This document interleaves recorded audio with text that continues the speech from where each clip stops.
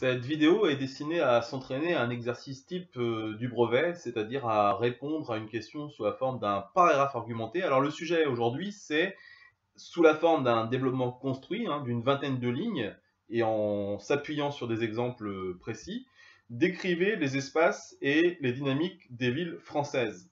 Alors on devra s'appuyer donc sur les différents espaces de l'aire urbaine pour décrire à chaque fois leurs différentes dynamiques, c'est-à-dire leurs différentes évolutions.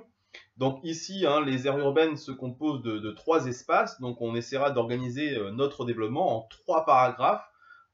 Un paragraphe pour décrire à chaque fois un espace et ses dynamiques, donc les uns après les autres.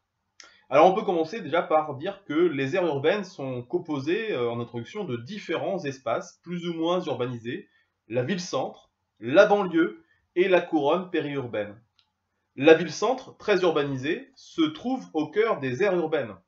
Elle est l'espace le plus anciennement urbanisé, le plus densément peuplé et concentre la majorité des activités économiques. La ville-centre est devenue, dans beaucoup d'aires urbaines, comme celle de Paris ou Rennes, très chère. Bien rénovée et mise en valeur, ses loyers augmentent et une partie de sa population part s'installer plus loin, en banlieue. Voici pour la première partie. Deuxième partie. En effet, la banlieue, maintenant, est l'espace urbain qui entoure la ville-centre. Moins urbanisée, elle offre plus d'espace pour y construire des logements plus grands et moins chers que dans la ville-centre. Mais la banlieue demande un effort de mobilité, de déplacement à ses habitants. Ils doivent souvent multiplier les déplacements de banlieue à banlieue ou de banlieue vers la ville-centre pour aller notamment travailler.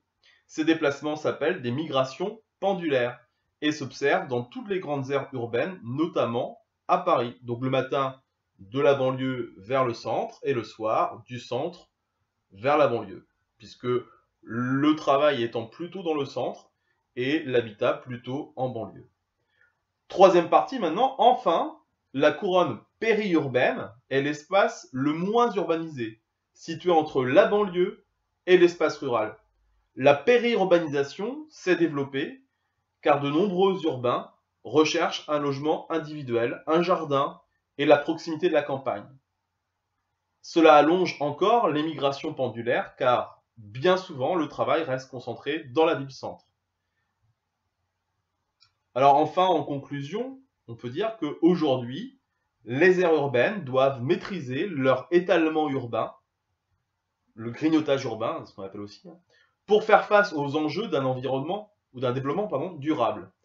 Il faut préserver l'espace rural et réduire l'émigration pendulaire pour limiter la pollution, notamment la pollution atmosphérique à cause du trafic routier, entre ces lieux d'habitat de plus en plus éloignés du centre et le travail qui se retrouve plutôt dans le centre de la ville. Voilà pour cet exemple d'exercice, de réponse argumentée sur un sujet, donc en essayant de faire une petite introduction. Trois parties, on essaye de développer les trois espaces de l'aire urbaine, et une conclusion. Voilà pour ce genre d'exercice.